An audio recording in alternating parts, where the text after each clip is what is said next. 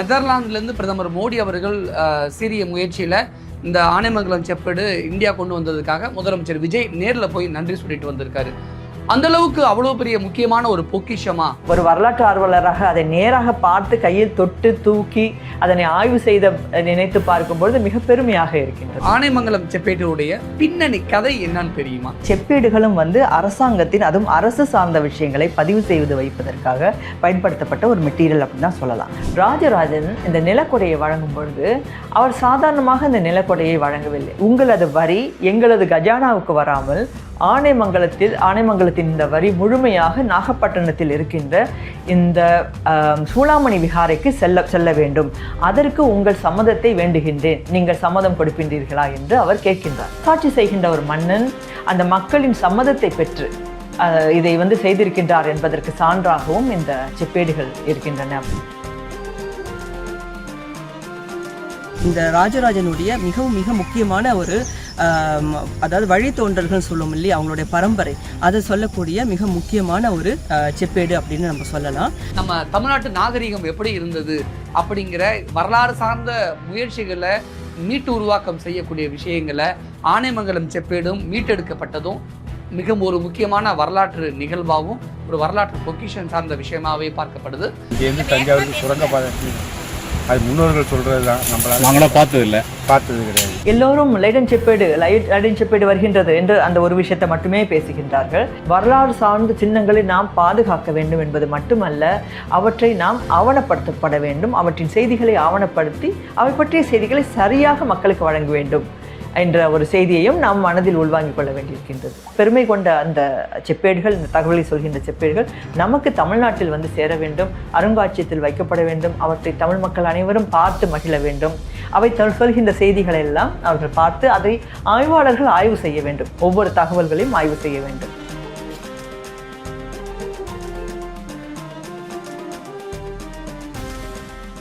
ஆனைமங்கலம் செப்பேடு சோழர் கால வரலாறை பதிவு செய்ததில் ரொம்ப முக்கியமான ஒரு ஆவணமாக இருக்குது. அந்த செப்பேடு இந்தியா கொண்டு வந்ததுனால தமிழர்கள் சும்மா கொண்டாடி தீட்டாங்க.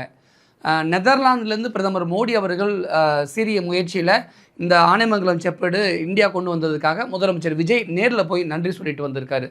அந்த அளவுக்கு அவ்வளோ பெரிய முக்கியமான ஒரு பொக்கிஷமா? கடந்த ஒரு 20 ஆண்டுகள் என்று எடுத்துக்கொண்டால் லைடன் செப்பேடுகள் பற்றி அப்பப்போ ஒரு பத்திரிகைகளில் நம்ம செய்தியை பார்ப்போம். லைடன் செப்பேடு அங்கே இருக்கின்றது, நெதர்லாந்தில் இருக்கின்றது அப்படின்லாம் நம்ம கேள்விப்பட்டிருப்போம் இல்லையா. எங்கே இருக்கின்றது என்ற செய்தி துல்லியமாக பலரும் தரவே இல்லை. இந்த செய்தி நமக்கு கிடைக்கவே இல்லை. நான் ஜெர்மனியில் 2000 ஆண்டுகள்லேருந்து அங்கே தான் இருக்கிறேன். அப்போ அவ்வப்போது தமிழ் தொடர்பான வரலாற்று சின்னங்களை பற்றி ஏதாவது நமக்கு கிடைக்குமா, அந்த தகவல்களை பற்றி நாம் தமிழ் உலகத்துக்கு கொடுக்க வேண்டும் என்று பல முயற்சிகள் நான் மேற்கொள்வதுண்டு. அந்த வகையில் நான் இந்த லைடன் செப்பேடுகளை பற்றி பேராசிரியர் நடன காசிநாதன் அவர்களுடைய நூல் மற்றும் பல ஆய்வாளர்களுடைய நூல்களெல்லாம் வாசிக்கும் பொழுது இந்த செப்பேடுகளை நாம் எப்படியாவது நேரில் சென்று பார்க்க வேண்டும், அது பற்றிய தகவல்களை சேகரிக்க வேண்டும் என்ற ஒரு பெரிய ஆவல் எனக்கு இருந்தது. அதனால் நான் பல ஆண்டுகள் அதை முயற்சி செய்தேன். ஆனால் எனக்கு 2016ஆம் ஆண்டு அந்த காலகட்டத்தில் தான் நெதர்லாந்தில் அது ஆம்ஸ்டர்டாம் நகரில் இல்லை, ஆனால் லைடன் நகரில் இருக்கின்றது என்ற செய்தி எனக்கு கிட்டியது.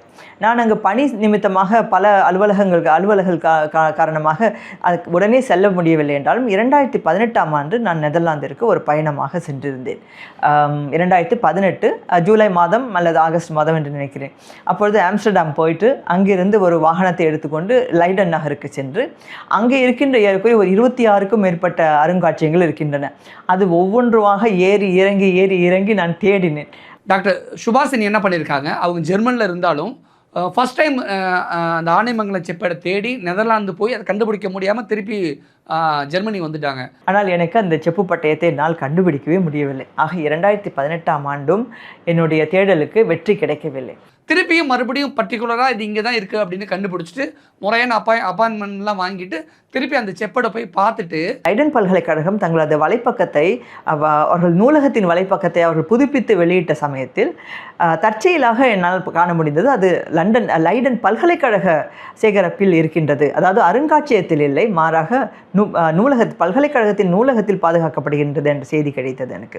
உடனே ஆர்வத்துடன் அவர்களை தொடர்பு கொண்டு இந்த லைடன் செப்பேடுகளை நான் வந்து பார்க்க வேண்டும், அதற்கு வாய்ப்பு இருக்கின்றதா என்று கேட்டபோது கட்டாயமாக பார்க்கலாம், நீங்கள் வாருங்கள் என்று சொல்லியிருந்தார்கள். இந்த நீண்ட பயணம் 1000 ஆண்டுகள் கால ஒரு பயணம் இந்த செப்பேடு நமக்கு வந்திருக்கின்றது. இதை பார்க்கும்போது பலரும் என்னிடம் சொல்வார்கள் சில நேரத்தில், நல்ல வேளை இங்கே அது நெதர்லாந்தில் இருந்தது அதனால் அதை காப்பாற்றணும் அப்படின்னு சொல்லுவாங்க. அதை கேட்கும்போது அது ஒரு மாதிரியாக உண்மை கலந்த ஒரு வருத்தத்திற்குரிய ஒரு உண்மை தான், அது இல்லைன்னு சொல்ல முடியாது. ஏனென்றால் ஏராளமான செப்பேடுகள் இருந்திருக்கும், நாம் இழந்து விட்டோம். ஏன்னா அதை உருக்கி அதை வீணாக்கி பலரும் அதை வீணாக்கி இருக்கலாம். இந்த செப்பேடு ஏதோ ஒரு வகையில் தப்பி சென்று மீண்டும் நமக்கு வருகின்றது, மிக முக்கியமான தகவல்கள் நமக்கு வழங்குகின்ற மிகப்பெரிய சொத்தாக இது இருக்கின்றது என்று பார்க்கும்போது பெருமையாக இருக்கின்றது. தனிப்பட்ட முறையில் ஒரு வரலாற்று ஆர்வலராக அதை நேராக பார்த்து கையில் தொட்டு தூக்கி அதனை ஆய்வு செய்த நினைத்து பார்க்கும்பொழுது மிக பெருமையாக இருக்கின்றது என்று தான் சொல்வேன். ஜெர்மனியில் வாழ்ந்தாலும் தமிழ் சார்ந்த தேடல் கொண்ட, தமிழ் வரலாற்று ஆய்வு கொண்ட டாக்டர் சுபாஷினி அவர்கள் இந்த செப்பேடு நெதர்லாண்டில் இருக்குது அப்படிங்கிற விஷயத்தை கேள்விப்பட்டு இந்த செப்பேடு, ஆனைமங்கலம் செப்பேடை ஒவ்வொரு பல்கலைக்கழகமாக அங்கே இருக்கக்கூடிய ஒவ்வொரு இடத்துக்கும் நேரில் போய் எவ்வளோ தூரம் தேடி அலைஞ்சிருக்காங்க அப்படிங்கிறத நீங்களே பாருங்கள்.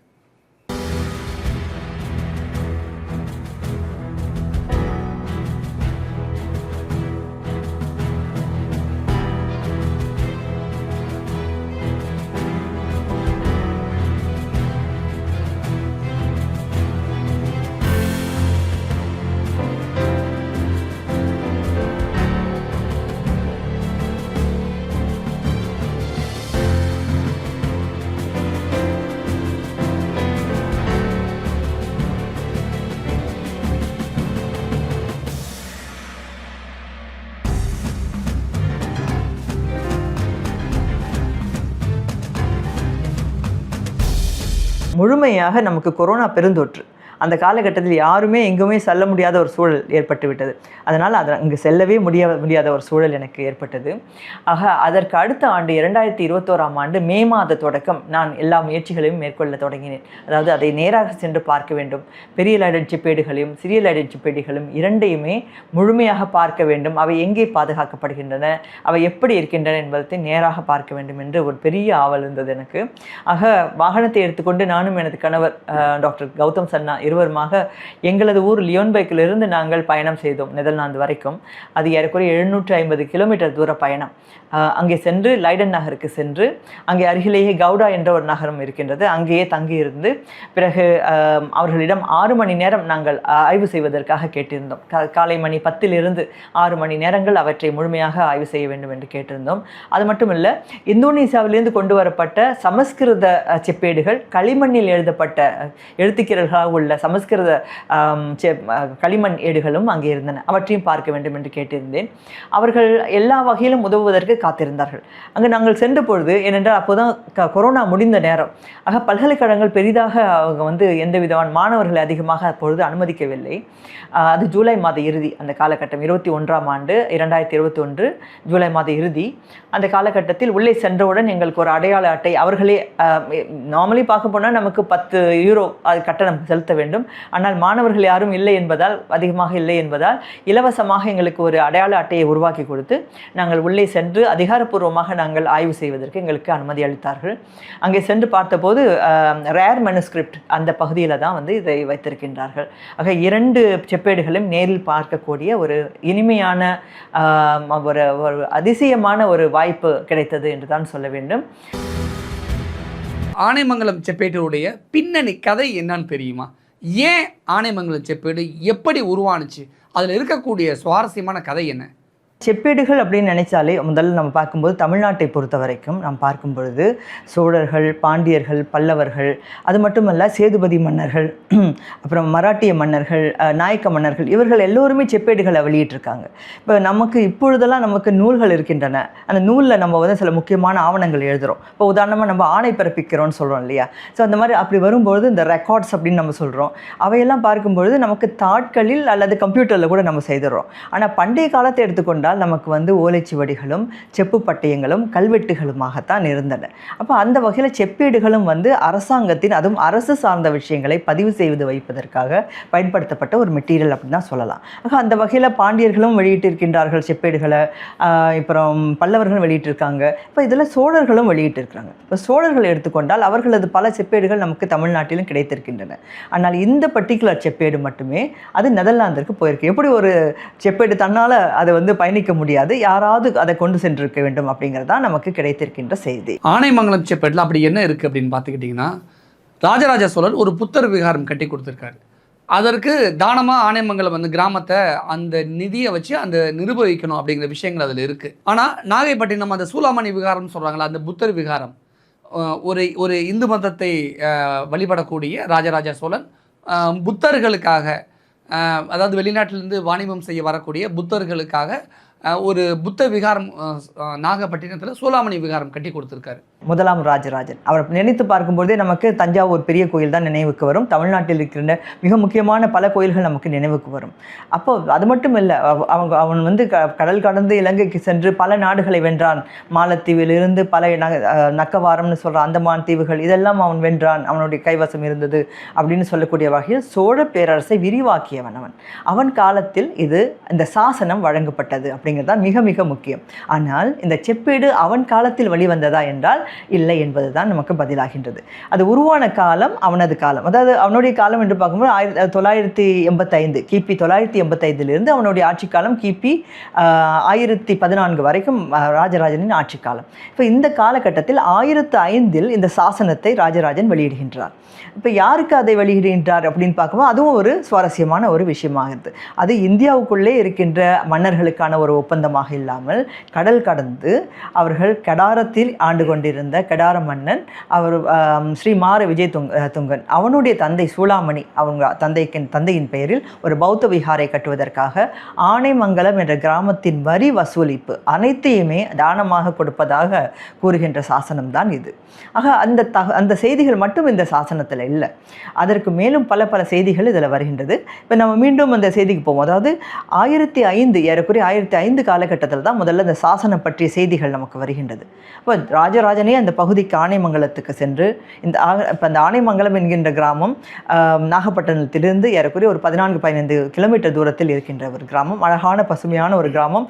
பெரிய ஒரு டெவலப்மெண்ட் என்று இப்போது பார்ப்பதற்கில்லை. அங்கே பழமையான கோயில்கள் தான் இருக்கின்றன. வழிபாட்டு தலம் கூட சிதலமடைந்து கிடைக்கின்ற ஒரு சூழலில் இப்பொழுது இருக்கின்றது. ஆனால் அந்த காலத்தில் மிக செழிப்பான வளமான ஒரு கிராமமாக இந்த ஆனைமங்கலம் கிராமம் இருந்திருக்கின்றது.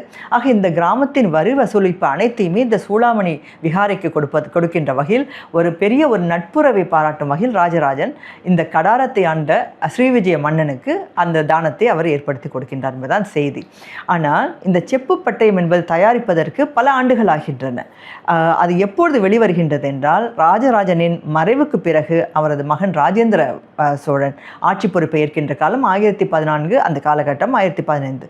இந்த காலகட்டத்தில் தான் இந்த சூளாமணி விகாரை தொடர்பான இந்த முதலாம் செப்பேடு அப்படிங்கிறது செப்பேட்டாக முழுமை பெற்று அது சாசனமாக அது அமைகின்றது. நம்மள சில பேருக்கு ஒரு ஹேபிட் இருக்கும், சில முக்கியமான வரலாறை மையப்படுத்தி எழுதின புத்தகங்களை அல்லது வரலாறை மையப்படுத்தி எடுக்கப்பட்ட படங்களை பார்த்துட்டு நம்ம அந்த ஊருக்கே போவோம், அந்த இடத்துக்கே போவோம்ல. அப்படி சிவகாமியின் சபதம் புக்கை படிச்சுட்டு ஈசிஆர் ரோட்டில் போகும்பொழுது என்னை நான் பரஞ்சோதியாகவே நினச்சிக்கிட்டேன். பரஞ்சோதி நன்னிலத்துக்காரர், 64 நயன்மார்களில் 64வது நயன்மார் அவர். புலிகேசியை படையெடுத்து போன அந்த படையில் புலிகேசியை வென்றெடுத்த அந்த வீரரில் பரஞ்சோதி முக்கியமான ஒரு தளபதியாக பல்லவ தேசத்து தளபதியாக இருந்திருக்காரு. அப்படின்னா சிவகாமியின் சபதம் படிச்சுட்டு ஈசிஆர் ரோட்டில் போகும்போதெல்லாம் என்னை நான் பரஞ்சோதியாகவே நினச்சிப்பேன். அவ்வளோ தூரம் அவ்வளோ சூப்பராக இருக்கும். பொன்னியின் செல்வன் கதையை நாம் பார்க்கும் பொழுது அதில் மதுராந்தகன், அதாவது சுந்தரச்சோழனின் மறைவுக்கு பிறகு ராஜராஜ சோழனும் ஆதித்த கரிகாலனும் அவர்கள் ஆட்சிக்கு வரவில்லை. ஆதித்த கரிகாலன் கொலைவிடப்பட்டான். அதற்கு பிறகு மதுராந்தகன் ஆட்சிக்கு வந்தார் அப்படிங்கிற ஒரு செய்தி ஒன்று இருக்கும். ஆனால் இந்த செப்பேடுகளை பார்க்கும்போது என்ன செய்தி வருகின்றது என்றால், பராந்தகனுக்கு கரிகாலன், ராஜராஜன் என்ற 2 மகன்கள், இவர்கள் சூரிய கூட்டத்தின் மகுடம் போன்றவர்கள் அப்படின்னு சொல்லிட்டு பராந்தகன் மறைந்த பின்னர் ஆதித்த கரிகாலன் உலகத்தை காக்கும் பொறுப்பை ஏற்றான் என்ற ஒரு செய்தியை சொல்லுது. பிறகு இந்த இளம் வீரன் குடும்பத்தின் விளக்கானவன் போர்க்களத்தில் வீரபாண்டியனை எதிர்கொண்டு வென்றான். அதாவது வீரபாண்டியனை கொண்ட ஆதித்த கரிகாலன் தான் அவன் ஆட்சி செய்தான் என்று சொல்லுது. ஆனால் நமக்கு பொன்னியின் செல்வன் கதையெல்லாம் பார்க்கும்பொழுது என்ன நமக்கு தகவல் கொடுத்தார்கள் என்றால், ஆதித்த கரிகாலன் ஆட்சியே செய்யவில்லை, அதற்கு பதிலாக மதுராந்தகன் ஆட்சி செய்த பிறகு அடுத்த சில ஆண்டுகளுக்கு பிறகு 985 ராஜராஜன் பதவிக்கு வந்தார், ஆட்சி பொறுப்பை ஏற்றார் என்ற செய்தியை நாம் பார்க்குறோம். ஆனால் இந்த செப்பேடு என்ன சொல்கின்றது என்றால், ஆதித்த கரிகாலன் உலகத்தை காக்கும் பொறுப்பை ஏற்றான், அப்படின்னா ஆட்சி செய்தான் என்பதை நமக்கு சொல்கின்ற ஒரு செய்தியை நாம் பார்க்கின்றோம். ஆக இந்த மிக முக்கியமான செய்தி பல வகையில் விடுபட்டே இருக்கின்ற விஷயத்தை நம்ம பார்க்கும்போது நமக்கு ஆச்சரியமாக தருகிறது. அதற்கு பிறகு இவன் இறந்த பின் கண்டராதித்தன் மகன் மதுராந்தகன் ஆட்சிக்கு வந்தான். அதற்கு பிறகு அவன் மறைந்த பின்னர் சோழ பரம்பரையின் ஒளிவிளக்காம் ராஜராஜன் உலகை காக்கும் பொறுப்பை ஏற்றான் அப்படிங்கிற செய்தியை இந்த செப்பேடு சொல்கின்றது. சரியா? ஆக இந்த செப்பேட்டில் இந்த முக்கியமான இந்த செய்திகள்லாம் சொல்லும்போது பார்க்கும்பொழுது யாருடைய மகன் யார், யாருடைய ஆட்சிக்கு பிறகு யாருடைய ஆட்சி வந்தது, எந்தெந்த மாதிரியான ஆட்சியை அவர்கள் வழங்கினார்கள் என்ற செய்தியை சொல்கின்ற ஒரே முக்கியமான ஆவணமாகிய இது இந்தியாவில், குறிப்பாக தமிழ்நாட்டில் இல்லாமல் அயல் நாட்டில் நெதர்லாந்தில் இருப்பது தான் நமக்கு இருக்கின்ற சோகம் என்று இந்த நூலில் கூட நான் அதை குறிப்பிட்டு எழுதியிருந்தேன். ராஜராஜன் இந்த நிலக்கொடையை வழங்கும் பொழுது அவர் சாதாரணமாக இந்த நிலக்கொடையை வழங்கவில்லை. அதாவது நான் ஒரு சாசனம் கொடுக்கின்றேன், அது அந்த பௌத்தர்களுக்கும் அதாவது கடாரத்தை ஆட்சி செய்கின்ற அந்த மன்னர்களுக்கும் ஒரு நன்கொடையை நான் வழங்குகின்றேன், அது என்னுடைய முடிவு என்று அவர் நினைத்து அவர் சொல்லவில்லை. மாறாக அவர் என்ன செய்கின்றார் என்றால், அந்த கிராமத்துக்கு யானையில் ஒரு உலா செல்கின்றார், ஒரு பவனி செல்கின்றார். எல்லா அமைச்சர்களும், முக்கிய அமைச்சர்களையும் அழைத்து கொண்டு செல்கின்றார். சென்றுவிட்டு அங்கே துணி துவைக்கின்ற தொழில் செய்கின்றவர்கள், துணி நெசவாளர்கள், அப்புறம் பயிர் செய்பவர்கள், பிறகு அணையை வாய்க்கால் கால்வாய் இதை பாதுகாப்பவர்கள், வியாபாரிகள், இப்படி ஒவ்வொருவராக இருக்கின்ற ஒவ்வொரு குழு மக்களின் தலைவர்களையும் அழைத்து அவர்களிடம் அந்த வரி பற்றிய செய்தியை சொல்லி, உங்களது வரி எங்களது கஜானாவுக்கு வராமல் ஆனைமங்கலத்தின் இந்த வரி முழுமையாக நாகப்பட்டினத்தில் இருக்கின்ற இந்த சூளாமணி விகாரைக்கு செல்ல வேண்டும், அதற்கு உங்கள் சம்மதத்தை வேண்டுகின்றேன், நீங்கள் சம்மதம் கொடுக்கின்றீர்களா என்று அவர் கேட்கின்றார். அவர் கேட்க அந்த தலைவர்கள் சம்மதம் தெரிவிக்க, அதன் பிறகு அவற்றை எல்லாம் எடுத்துக்கொண்டு தான் காஞ்சிபுரத்தில் இருக்கின்ற செப்பேடு தயாரிக்கும் ஒரு ஆலையில்தான் இந்த பணி இருவரிடம் ஒப்படைக்கப்பட்டு அவர்கள் இந்த செப்பேட்டை உருவாக்குகின்றார்கள் என்ற செய்தியெல்லாம் இந்த செப்பேட்டிலேயே நாம் காண்கின்றோம். ஆக வெரி டீட்டெயில்டு டாக்குமெண்டேஷன் அப்படின்னு பார்க்கலாம். அந்த அளவுக்கு, அதாவது ஒரு அரசாட்சி செய்கின்ற ஒரு மன்னன் அந்த மக்களின் சம்மதத்தை பெற்று இதை செய்திருக்கின்றார் என்பதற்கு சான்றாகவும் இந்த செப்பேடுகள் இருக்கின்றன அப்படிங்கிறத பார்க்குறோம். அங்கே லைடன் நகரில் இருக்கின்ற அந்த செப்பேடுகள் இந்த ராஜராஜனுடைய மிக முக்கியமான ஒரு அதாவது வழித்தோன்றல்கள் சொல்லும் இல்லையா, அவங்களுடைய பரம்பரை, அதை சொல்லக்கூடிய மிக முக்கியமான ஒரு செப்பேடு அப்படின்னு நம்ம சொல்லலாம். அதாவது அவங்களுடைய பரம்பரையில் விஜயாலய சோழன், அப்புறம் பராந்தக சோழன், அப்புறம் ஆதித்த சோழன், இப்படி வரிசையாக ஒவ்வொரு மன்னர்களை பற்றியும் சொல்லிக்கொண்டே வருகின்ற பரம்பரை குறிப்பிடுகின்ற வகையில் இந்த செப்பேடுகள் இருக்கிறது அப்படிங்கிற பார்க்குறோம். அப்போது இந்த நிலக்கொடை அப்படின்னு வழங்கிய சமயத்தில் அந்த நிலக்கொடையை எப்படி அவர் வழங்கினார் அப்படின்னு சொல்ல அந்த செப்பேடுகளை பார்க்குறோம். உதாரணமாக 3ஆம் ஏடு, அது ஏடு 3 பக்கம் 1 நம்ம பார்க்கும்போது இவங்கெல்லாம் எந்தெந்த நாட்டில் உள்ள ஒவ்வொரு அதாவது கிராமத்தை அவங்க நாடுன்னு சொல்கிற அளவுக்கு இருக்குது, அந்த ஒவ்வொரு பகுதிக்குமான தலைவர்களும் அதுக்கான ஒப்புதலை கொடுக்கறத அவர் சொல்கிறார். உதாரணமாக வெண்ணெய்நல்லூர் தம்மடி பட்டனையும் பட்டன் சத்திரிய சிகாமணி வளநாட்டு திருநறையூர் நாட்டு ஸ்ரீ துங்கமங்கலமான அபிமான ஸ்ரீ பூஷண சதுர்வேதி மங்கலத்து தூர்பில் அப்படின்னு இங்கே வரதை நம்ம பார்க்கலாம். அடுத்து நம்ம பார்க்கும்போது எந்தெந்த பகுதியில் உள்ள எல்லைகள் அப்படின்னு நம்ம பார்க்கும்போது அது சுவாரஸ்யமான ஒரு விஷயமா பார்க்கலாம். அதாவது கள்ளியும் நாட்டி அறவோலை செய்த நிலத்து கீழ்பாலெல்லை சத்திரிய சிகாமணி வளநாட்டு பட்டின கூட்டத்து கோவூர் மேல் எல்லை. பிறகு கோவூர் தச்சு நிலத்துக்கும் கோவூர் காவிதி ஓடைக்கும், அந்த ஓடைக்கும் மேற்கில், அப்புறம் தெற்கினும் இவ்வூர் புகையொன்னி என்னும் நிலத்துக்கு, அந்த புகையொன்னிங்கிற நிலத்துக்கு மேற்கும் தெற்கின்னும் இவ்வெல்லையை கிழக்கு நோக்கி போய் அதுக்கு கிழக்கு வந்தாக்கா அப்படின்னு அந்த எல்லை. நம்ம இந்திய பிரதமர் மோடியிலேருந்து முதலமைச்சர் விஜய் வரைக்குமே எல்லாருமே ஆனைமங்கலம் செப்பேடு பற்றி தொடர்ந்து பேச ஆரம்பிச்சுக்கிட்டு இருக்காங்க. எல்லோரும் லைடன் செப்பேடு வருகின்றது என்று அந்த ஒரு விஷயத்தை மட்டுமே பேசுகின்றார்கள். அதை விட்டு நம்ம இன்னும் ஆழமாக செல்ல வேண்டிய ஒரு தேவை இருக்கின்றது. வரலாற்றை மிக நுணுக்கமாக வாசிக்க வேண்டிய, ஆய்வு செய்ய வேண்டிய தேவை இருக்கின்றது. இப்போ லைடன் செப்பேடு வருகின்றது என்றால் உடனே என்ன சொல்வார்கள் என்றால், அதனை திருடி கொண்டு போய்விட்டார்கள், இப்போது திரும்பி வருகின்றது, அதை நாம் வந்து எப்படியோ காப்பாற்றி கொண்டு வந்து விட்டோம் அப்படின்னு சொல்கிற ஒரு பழக்கம் நமக்கு இருக்குது. ஆனால் ஒரு நீண்ட காலமாக 20 ஆண்டுகளாக 25 ஆண்டுகளாக இந்த ஆய்வு புலத்தில் இருப்பதால் எனக்கு கிடைத்த தகவல்களை பார்க்கும் பொழுது ஏராளமான தமிழ்நாட்டில் உருவாக்கப்பட்ட சிற்பங்களோ அல்லது செப்பேடுகளோ ஓலைகளோ எதுவாக இருந்தாலும் ஆவணங்களோ இவை பெரும்பாலானவை ஐரோப்பியர்களால் வாங்கப்பட்டும் அன்பளிப்பாக பெறப்பட்டும் அவை எடுத்து செல்லப்பட்டன என்பதை தான் நாம் காண்கின்றோம். வெளிநாடுகளிலிருந்து சில முக்கியமான வரலாற்று ஆவணங்களை மீட்டெடுக்கக்கூடிய விஷயங்களில் அந்த செயல்பாட்டில் ஆனைமங்கலம் செப்பேடு மீட்டெடுக்கப்பட்டதும் ஒரு முக்கியமான வரலாற்று நிகழ்வாக பார்க்கப்படுது. இதன் மூலமாக தமிழ்நாட்டுடைய பண்பாடு, கலாச்சாரம், அரசியல், நாகரிகம் இதெல்லாம் எப்படி இருந்தது அப்படிங்கிறத நம்மளால் ஈஸியாக புரிஞ்சு கொள்ள முடியுது. இப்போ இருக்கக்கூடிய இந்த ஜென்ரேஷனுக்கு அதெல்லாம் ஒரு பாடமாக இருக்கும். பொதுப்படையாக நாம் வரலாற்றை காண்பதை விட்டு நாம் மிக ஆய்வுபூர்வமாக வரலாற்றை காண வேண்டிய ஒரு தேவை இருக்கின்றது. அந்த வகையில் தமிழ்நாட்டிற்கு இந்த லைடன் செப்பேடுகள் வருகின்ற பொழுது நாம் அனைவருக்குமே இது ஒரு செய்தியை நமக்கு கூறுகின்றது. அதாவது நமது வரலாற்றை ஆவணப்படுத்த வேண்டும், வரலாறு சார்ந்த சின்னங்களை நாம் பாதுகாக்க வேண்டும் என்பது மட்டுமல்ல, அவற்றை நாம் ஆவணப்படுத்தப்பட வேண்டும், அவற்றின் செய்திகளை ஆவணப்படுத்தி அவை பற்றிய செய்திகளை சரியாக மக்களுக்கு வழங்க வேண்டும் என்ற ஒரு செய்தியையும் நாம் மனதில் உள்வாங்கிக் கொள்ள வேண்டியிருக்கின்றது. ஆனைமங்கலம் செப்பேடு ராஜராஜ சோழன் அவருடைய மகன் ராஜேந்திர சோழன் கால ஆவணங்களோட தொடர்புடையது. இப்போ ஆனைமங்கலம் செப்பேடுகள் அப்படிங்கிறதுக்கு லைடன் செப்பேடுகள் அப்படின்னா அதுக்கு ஒரு பெயர் இருக்குது. எப்படி அதுக்கு லைடன் செப்பேடுகள் அப்படின்னு ஒரு பெயர் வந்தது அப்படின்னு நமக்கு ஒரு கேள்வி எழலாம். ஏன்னா லைடன் அப்படிங்கிறது வந்து நெதர்லாந்தில் இருக்கிற ஒரு பகுதி, ஒரு ஊர், ஒரு நகரம்னு சொல்லலாம். அந்த நகரத்தில் இருக்கின்ற ஒரு காரணத்தினால அதுக்கு அந்த செப்பேட்டுக்கு லைடன் செப்பேடுகள் என்ற பெயர் வந்தது. இந்த ரவுண்டில் தான் சார் தச்சர்கள் வேலை செஞ்ச இடம். வாள், பட்டயம், பொற்காசுகள், செப்பு மற்ற எல்லாருமே செஞ்ச இடம் வந்து இந்த இடம் தாங்க. இந்த ராஜராஜ சோழ அனைத்து கிராமத்துக்கும் இங்கேருந்து தான் வாள்லாம் செஞ்சு போவோங்க. போருக்கு போகிறது அனைத்து ஜாமானும் இங்கே தான் செஞ்சு போனது.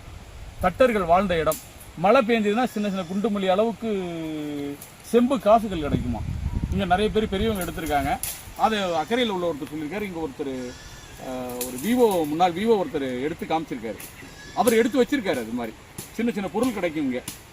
இப்போ அனுபவத்தில் வந்து பட்டாம்படியாருங்கிற காலத்தில் அவங்களுடைய அனுபவத்தில் இருக்குது. யார் வேணாலும் போவாங்க. இந்த இடம் சும்மா தான் இருக்குது. 2023ஆம் ஆண்டு டிசம்பர் மாதம் சென்றிருந்தோம். அங்கே ஆனைமங்கலம் பகுதிக்கு, கிராமத்திற்கு எங்கள் குழுவை அழைத்து கொண்டு சென்றிருந்தேன். தமிழ் மரபு அறக்கட்டளை குழுவை அழைத்து சென்றிருந்தேன். அங்கு சென்ற போது எங்களுக்கு ஆச்சரியம். சாலை இருக்குது, எங்கே பார்த்தாலும் பசுமையாக இருக்கின்றது, வயல் இருக்கின்றது, மரங்கள், பனை மரங்கள், தென்னை மரங்கள், நிறைய மரங்கள் இருக்கின்றது. தவிர ஒரு டெவலப்மெண்ட் அப்படிங்கிறது அங்கே காண முடியவில்லை. சிறு சிறு குடிசையிலாக எளிய மக்கள் மிக மிக எளிய மக்களாக அவர்கள் வாழ்கின்றார்கள் என்று தெரிகின்றது. அதே வேளை அங்கே தான் பக்கத்திலே பூதமங்கலம், புத்தமங்கலம் போன்ற புத்த சமயம் தொடர்பான பண்டைய பேர் கொண்ட கிராமங்கள் இருப்பதையும் நம்மால் அதை காண முடிகின்றது. அங்கே ஒரு பழமையான ஒரு சிவன் ஆலயத்துக்கு சென்றிருந்தேன். அந்த கோயில் நிச்சயமாக ராஜராஜன் குலத்தில் மிக பிரம்மாண்டமான ஒரு கோயிலாக இருந்திருக்க வேண்டும். இன்றைக்கு வந்து வெறும் இந்த செங்கல் கட்டளையோடைய ஒரு பகுதிகள் தான் தெரியுது. அங்கே உள்ளே இருக்கின்ற சிவலிங்கம் நமக்கு தெரியுது. பல சிற்பங்கள் எல்லாம் இல்லை. ஆனால் அங்கே இருக்கின்ற விவசாயிகளே அவர்கள் வந்து தீபம்லாம் காமிச்சு திருநூறு வச்சு சாமி கொண்டுட்டு போகிறத நம்ம பார்க்குறோம். அங்கங்கே விவசாயிகள் வந்து ஆடு மாடுகளை மேய்த்து கொண்டு செல்றதை பார்க்க முடியுது. அந்த காட்சி தான். பசுமையான இடத்துல அங்கங்கே சில விவசாயிகள் இருக்கின்றார்கள். நாகப்பட்டினம் துறைமுகத்தை பார்க்குறோம். அங்கே பிரமாண்டமாக இருந்த சூளாமணி விகாரை 1800களின் இறுதியில் வந்து அது உடைக்கப்பட்டு விட்டது. அதற்கு பிறகு அதோட சான்றே நமக்கு இல்லை. இன்னைக்கு வரைக்கும் நமக்கு அங்கே மோனுமெண்ட்ஸ் இல்லை. அது இருந்த அந்த பகுதியில் தோண்ட ஆய்வாளர்களுக்கு வந்து 350க்கும் மேற்பட்ட வெண்கல சிற்பங்களும் ஏராளமான பளிங்கு கல் சிற்பங்களும் புத்தர் சிற்பங்களும் அங்கே கிடைத்திருக்கின்றன. அவற்றை பற்றிலாம் TN ராமச்சந்திரன் அவர்கள் தனது நூலில் எழுதியிருக்கார். 1952 எழுதியிருக்கிறாரு. அவ்வளவு நாங்கள் தோண்டி பார்த்ததில் 350க்கும் மேற்பட்ட செப்பு திருமேனிகள், புத்தருடைய சிலைகள் கிடைத்தன என்று சொல்கின்றார். ஆக இத்தனை விஷயங்கள் அங்கே கிடைத்திருக்கின்றன. ஆனால் இன்றைக்கு நமக்கு இந்த சுவடுகளே காண முடியாத அளவுக்கு வெறிச்சோடி போன ஆங்காங்கே சிறு சிறு கடைகள், மக்கள் வாழ்கின்ற வகையில் இருக்கின்ற வகையிலும் ஒரு கலங்கரை விளக்கம், ஒரு தேவாலயம், அங்கங்கே சில சில கோயில்கள், பள்ளிக்கூடங்கள், இப்படித்தான் இன்றைக்கு நாகப்பட்டினத்தின் காட்சியை நாம் நேரில் காண்கின்றோம். ஆக அன்றைக்கு 1000 ஆண்டுகளுக்கு முன்பு இருந்த மிகச்சிறந்த ஒரு காட்சியை நாம் கற்பனை தான் செய்து பார்க்க முடிகின்றே தவிர இன்றைக்கு மிகவும் அதன் சிறப்பை இழந்த ஒரு காட்சியில் தான் இன்றைக்கு நாம் காண்கின்றோம். பெரிய லைடன் செப்பேடு, சிறிய லைடன் செப்பேடு என்று 2 இருக்கின்றன. இந்த முதல் பெரிய லைடன் செப்பேடு என்பது வந்து 30 கிலோகிராம் அளவுக்கு எடை கொண்டது, மிகப்பெரியது. அந்த செப்பேடுக்கு நம்ம பார்க்கும் பொழுது அதில் 21 செப்பு ஏடுகள் அதில் இருக்கின்றன. அதில் 5 செப்பேடுகள் சமஸ்கிருதத்திலும், மீதம் 16 செப்பேடுகள் தமிழிலும் அது சோழர் கால தமிழ் எழுத்திலும் அமைந்தவையாக இருக்கின்றன. அதற்கு பிறகு நீண்ட காலத்துக்கு பிறகு நமக்கு அவர் ராஜேந்திர சோழன் பிறகு நீண்ட காலத்துக்கு பிறகு நமக்கு 2ஆம் செப்பேடு நமக்கு உருவாகின்றது. அந்த 2ஆம் செப்பேடு என்பது நமக்கு பார்க்கும்போது 6 இலைகள், 6 செப்பேடுகள் மட்டுமே கொண்ட ஒரு ஏடாக அது அமைகின்றது. ஆக இதுதான் இந்த பெரிய செப்பேடு சிறிய செப்பேடு என்பதற்கான ஒரு விளக்கமாக சொல்லலாம். ஆனால் 1005 தொடங்கி அந்த 2 செப்பேடுகளும் நமக்கு கிடைத்திருக்கின்றன, பெரிய செப்பேடு சிறிய செப்பேடு. ஆனால் அது எப்படி ஐரோப்பாவிற்கு சென்றது, அதிலும் குறிப்பாக நெதர்லாந்திற்கு சென்றது என்று ஆராய்ந்து பார்க்கும்போது இது ஏறக்குறைய 1700களில் காலகட்டத்தில் தான் இங்கே இந்தியாவிலிருந்து அது பயணித்திருக்கின்றது என்பதற்கான தகவல்கள் நமக்கு கிடைக்கின்றன. அப்போ அதை முதலில் இங்கிருந்து இந்தியாவிலிருந்து கொண்டு சென்றவர் என்று ஒரு ஆவணப்படி நாம் பார்க்கும் பொழுது பட்டாவியா அப்படின்னு நம்ம கேள்விப்பட்டிருப்போம். அதாவது இன்றைய இந்தோனேசியாவின் அங்கு டச்சுக்காரர்கள் ஆட்சி செய்து கொண்டிருந்த சமயத்தில் அவர்கள் ஒரு தலைநகரத்தை உருவாக்கினார்கள். அவர்கள் உருவாக்கிய அந்த தலைநகரம், அதாவது மெட்ராஸ் பிரசிடென்சி என்று ஆங்கிலேயர்கள் இங்கே வைத்திருந்தார்கள் இல்லையா, அதே போல் அங்கே இந்தோனேசியாவில் வந்து பட்டாவியா அப்படிங்கிற ஒரு பெரிய ஒரு தலைநகரத்தை அவர்கள் உருவாக்கினார்கள். அங்கே சமய தூதுவராக அமைச்சராக பணியாற்றியவர் ஃப்ளாரிஸ் கம்பர். அப்போ ஃப்ளாரிஸ் கம்பர் அவர் பல இடங்களுக்கு அவர் பயணிக்கும்போது இந்தியாவிற்கும் வந்திருக்கின்றார். அவருக்கு இந்த செப்பு பட்டயம் கிடைத்திருக்கின்றது. அவரது பல சேகரிப்புகளில் இதுவும் ஒன்றாக அமைகிறது. இது 1700 தொடக்க காலத்தில் அமைகின்ற ஒரு நிகழ்வு. ஆக இந்த செப்பேடு முதலாக பயணித்த காலம் என்றால் இன்றைக்கு ஒரு 300 ஆண்டுகள் காலகட்டம் என்பதாக பார்க்கிறோம். இப்போ ஃப்ளாரிஸ் காம்பர் அவர்கள் தனது பணி முடித்துவிட்டு அவர் நெதர்லாந்து போகிறார். அங்கே போனவுடனே அவர் வந்து சென்றவுடன் அவர் அங்கே தனது பணியை தொடர்ந்து செய்து கொண்டிருக்கும் பொழுது அவர் ஹமாக்கர் அப்படிங்கிற ஒரு பரம்பரையில் ஒரு திருமணம் செய்து கொள்கின்றார். ஆக அந்த வகையில் பார்க்கும்போது ஹமாக்கர் அவர்களுடைய குழந்தை வந்து பேராசிரியர் ஹமாக்கர் அவர் லைடன் பல்கலைக்கழகத்தில் பணியாற்றியவர். ஸோ அவருடைய காலகட்டத்தில் அவரது குழந்தைகள், அதற்கு பிறகு வருகின்ற அவரது குழந்தைகள் தான் இந்த 1800களின் இடைப்பட்ட காலத்தில் இந்த செப்பேடுகளை தாங்கள் பாதுகாக்க முடியாது என்ற ஒரு எண்ணத்துடன் அவற்றை லைடன் பல்கலைக்கழகத்துக்கு நன்கொடையாக வழங்குகின்றார்கள். அவற்றை மிக பத்திரமாக அவர்கள் வைத்திருந்தார்கள் அந்த செப்பேடுகளை. முதலில் அந்த பெரிய செப்பேடை தூக்கி பார்க்கும்போது என்னால் முடியவில்லை, அது தூக்கி பார்க்கவே முடியலை. என்ன ஏறக்குறைய 30 கிலோகிராம் இருக்கும். அது எடுத்து பார்க்கும்போது முதல் பகுதிகளில் நமக்கு வந்து அதுக்கு முன்பகுதியில் பெரிய அந்த சோழர்களின் லட்சணை இருக்கும், சோழர் ரச்சனை இருக்கும், புலி சின்னம், மற்ற சின்னங்கள் இருக்கும். பிறகு அந்த வளையம், அதாவது அந்த 21 செப்பு ஏடுகளும் இணைக்கப்பட்ட அந்த வளையம் இருக்கும். அந்த வளையத்தில் ஆனைமங்கலம் அப்படிங்கிற எழுத்து பொறிப்பு மிக அழகாக அது எழுதப்பட்டிருக்கின்றது. அதற்கு பிறகு நாம் பார்த்தோம் என்றால் ஒவ்வொன்றாக எடுத்து பார்க்கும்போது முதலில் 5 சமஸ்கிருத ஏடுகள் வருகின்றன.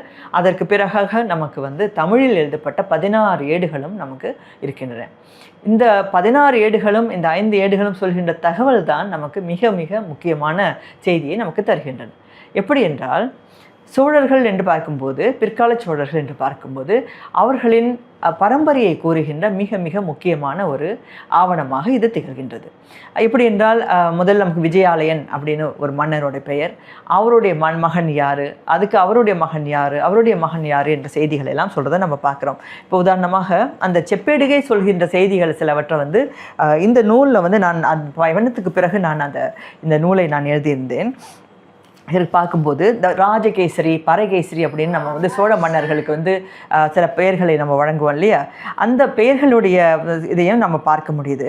பிறகு வந்து முதல்ல வந்து கரிகாலன், ஆரம்பத்தில் கரிகாலன் அப்படின்னு ஒரு மன்னன் இருந்தான்.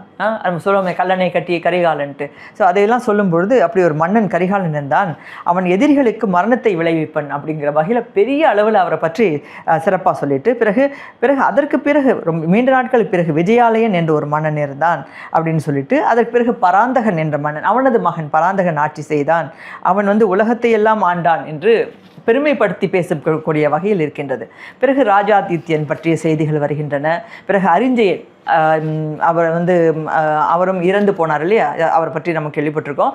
அரிஞ்சயன் பிறகு பராந்தகன், மீண்டும் வந்து பராந்தக மன்னன் வந்து ஆட்சிக்கு வருகின்றார். அவருக்கு 2 மகன்கள், கரிகாலன் என்று ஒரு மகன், பிறகு ராஜராஜன் என்று ஒரு மகன், 2 மகன்கள் இருந்தார்கள் அப்படிங்கிற செய்தியை இந்த செப்பேடு சொல்லுது. அந்த செப்பேடு தொடர்புடைய அந்த ஆனைமங்கலம் அந்த ஊர் இப்போ எப்படி இருக்குது அப்படின்னு நேராக அங்கேருந்து இந்தியா வந்து அந்த ஆனைமங்கலம் அந்த ஊரை போய் பார்த்துருக்காங்க. பசுமை போர்த்திய ஒரு புல்வெளி காட்சியளிக்கிற மாதிரி ரொம்ப ஒரு அழகான கிராமமாக இன்னைக்கு அது காட்சியளிக்குது.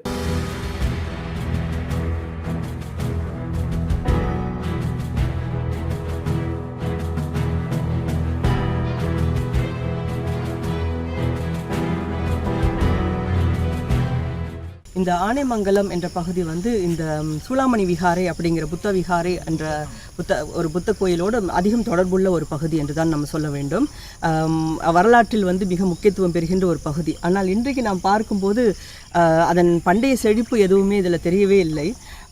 அதாவது சூளாமணி விகாரை அப்படின்னு பார்க்கும்போது இந்தோனேஷியா, மலாயா அந்த பகுதியில் ஆண்டு கொண்டிருந்த ஸ்ரீவிஜயா மன்னன், அவன் வந்து அப்பொழுது ஸ்ரீவிஜய பேரரசுக்கும் சோழ பேரரசுக்கும் ஒரு நல்ல நட்புறவு இருந்தது. அது ராஜராஜன் காலத்தில், அதாவது முதலாம் ராஜராஜன் காலத்தில்.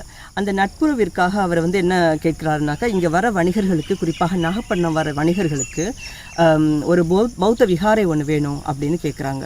அப்போ கேட்கும்பொழுது அங்கே கட்டிக்கொள்வதற்கான இடத்தை வந்து ராஜராஜனுடைய அரசு வந்து வழங்குறாங்க. அது மட்டும் இல்லாமல் இந்த ஆனைமங்கலம் அப்படிங்கிற கிராமம் இருக்குல்ல, இந்த கிராமம் முழுவதையுமே வந்து அதில் வருகின்ற வரி, அதில் வருகின்ற வருவாய், அதை வந்து இந்த நாகப்பட்டினம் சூளாமணி விகாரை அந்த பௌத்த விகாரைக்கு போக வேண்டும் அப்படிங்கிற வகையில் ஒரு சாசனத்தை வந்து ராஜராஜன் வழங்குகின்றார். ஆனால் அந்த சாசனம் வந்து அவர் சொல்லப்பட்டாலும் கூட, அவர் வழங்கப்பட்டாலும் கூட, அது வந்து செப்பு பட்டயமாக உருவாக்கப்பட்டது வந்து அவருடைய மகன் ராஜேந்திர சோழன் காலத்தில் தான். அந்த ராஜேந்திர சோழன் காலத்தில் உருவாக்கப்பட்ட அந்த செப்பு பட்டயம் நம்ம பார்த்தோம்னாக்கா 21 செப்பு ஏடுகளோடு இருக்கக்கூடிய ஏற்கனவே 30 கிலோ எடை உள்ள ஒரு செப்பு பட்டயம் அப்படின்னு நம்ம சொல்லலாம். இந்த நூலில் கூட அதை பற்றி நான் எழுதியிருக்கிறேன். இதில் வந்து இந்த சில புகைப்படங்களும் அதில் இருக்கின்றது. இது உதாரணமாக இதில் பார்க்கலாம். இதில் வந்து 2 செப்பு பட்டயங்களும் இருக்கிறத பார்க்கலாம். இது பெரிய லைடன் செப்பேடு அல்லது பெரிய ஆனைமங்கலம் செப்பேடுன்னு சொல்லுவோம்.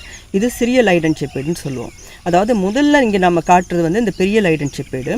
இந்த செப்பேடில் நம்ம வந்து சோழர்களுடைய முத்திரை இருக்கிறதையும் நம்ம இங்கே பார்க்க முடியும். ஸோ இந்த செப்பேடில் பார்த்தோன்னாக்கா முதல் 5 வந்து சமஸ்கிருதத்தில் இருக்கும், அதற்கு பிறகு மற்றது எல்லாமே தமிழில் இருக்கும். அப்போ இது எதை காட்டுதுனாக்கா, எந்தெந்த பகுதியெல்லாம் வந்து இந்த சோழர்களுடைய இந்த பகுதியில் வந்து இதெல்லாம் வழங்கப்பட்டது அப்படின்னு சொல்லும்பொழுது அது விவரமாக அந்த 16 சேடுகள்லையுமே செப்பு பட்டயத்திலையுமே வந்து இந்த குறிப்புகள் வருகின்றதை பார்க்கலாம். அதற்கு பிறகு ஏறக்குறைய ஒரு 90 ஆண்டுகளுக்கு பிறகு குலோத்துங்க சோழன், அந்த முதலாம் குலோத்துங்க சோழன் மீண்டும் வந்து அந்த சாசனத்தை அவங்க கேட்டுக்கிறாங்க. எங்களுக்கு மீண்டும் வந்து இந்த பகுதியை வந்து எங்களுக்கு வரி இல்லாமல் எங்களுக்கு கொடுங்க அப்படின்னு கேட்கும்போது மறுபடியும் அவர் வந்து அந்த சாசனத்தை கொடுக்கறது தான் வந்து இந்த 2ஆம் அந்த லைடன் செப்பேடு அப்படி சொல்லுவோம். ஏன் இந்த செப்பேட்டுக்கு வந்து லைடன் செப்பேடு அப்படின்னு வருதுன்னு நம்ம சொன்னோன்னா, ஆனைமங்கலம் செப்பேடுன்னு தான் பேர் அதுக்கு. ஆனாலும் ஏன் எதுக்கு லைடன் செப்பேடுன்னு வருதுன்னா, இன்றைக்கு இந்த ஆனைமங்கலம் செப்பேடுகள் எல்லாமே வந்து இப்போ நெதர்லாந்தில் இருக்கிற லைடன் பல்கலைக்கழகத்தோட அரிய ஆவண பாதுகாப்பகத்தில் இருக்குது. இன்றைக்கி அந்த சூளாமணி விகாரம் எப்படி இருக்குது அப்படின்னு யாராவது தேடி எங்கேயாவது போயிருக்கீங்களா? ஏன்னா நாம் பார்க்கின்ற பழைய சோழர் கால, பாண்டியர் கால, மற்ற பல்லவர் கால நூல்களையும் ஆவணங்களையும் பார்க்கும்போது இருக்கின்ற மிகப்பெரிய பிரம்மாண்டம் இன்றைக்கு நமக்கு நாகப்பட்டினத்தில் பார்க்க முடியல. மிக மிக சாதாரணமான ஒரு நகரமாக இருக்கின்றது. ஆனால் ராஜராஜன் காலத்தில் நாகப்பட்டினம் என்பது பூம்புகார் போல, காவிரிப்பட்டினம் போல மிக மிக முக்கியமான ஒரு துறைமுகமாக ஏராளமான வியாபாரிகள் மத்திய கிழக்காசிய நாடுகளிலிருந்தும் தூர கிழக்காசிய நாடுகளிலிருந்தும், இப்போ மலாயா தீபகற்பம், இந்தோனேசியா, இப்போ ஸ்ரீவிஜயா, இங்கேருந்துலாம் வந்த ஒரு முக்கியமான ஒரு இடமாக நாகப்பட்டினம் இருந்திருக்குங்கிறத நம்ம மறக்க முடியாது. சூளாமணி விகாரம் இருந்த இடமே தெரியாமல் இன்னைக்கு மண்ணோட மண்ணாக போயிருக்குங்கிறது தான் நிஜம். ஆனால் ஒரு 50 வருஷத்துக்கு முன்னாடி, ஒரு 75 வருஷம் 100 வருஷத்துக்கு முன்னாடி இதுதான் சூளாமணி விகாரம், இதுதான் எஞ்சி இருக்கக்கூடிய ஒரு கட்டடம் அப்படின்னு எஞ்சி நின்றுச்சு பார்த்தீங்களா? ஒரு 75 வருஷம் 100 வருஷத்துக்கு முன்னாடி அதோட லைன் டிராயிங் நமக்கு கிடச்சிருக்கு. இதுதான் நாகப்பட்டினத்தில் இருக்கக்கூடிய சூளாமணி விகாரம் அப்படிங்கிற அந்த லைன் டிராயிங்.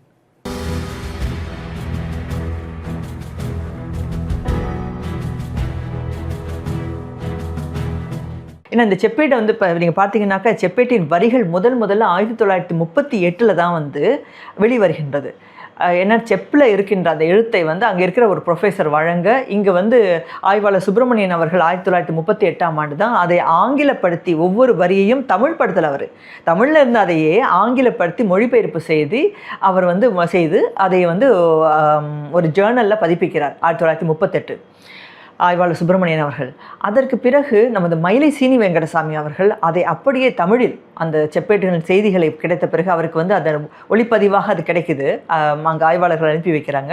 அதை மயிலை சீனிவாசம் அவர்கள் வந்து வெங்கடசாமி அவர்கள் வந்து தனது நூலில் அதை வெளியிடுகின்றார். இதுதான் நமக்கு முதல்ல கிடைக்கிற செய்தி. அதற்கு பிறகு நான் இந்த நூல்லையும் வந்து அதை செம்மைப்படுத்தி இந்த நூலிலும் நான் இணைத்திருக்கின்றேன். முழுமையாக இந்த செப்பேட்டின் வரிகளை இணைத்திருக்கின்றேன்.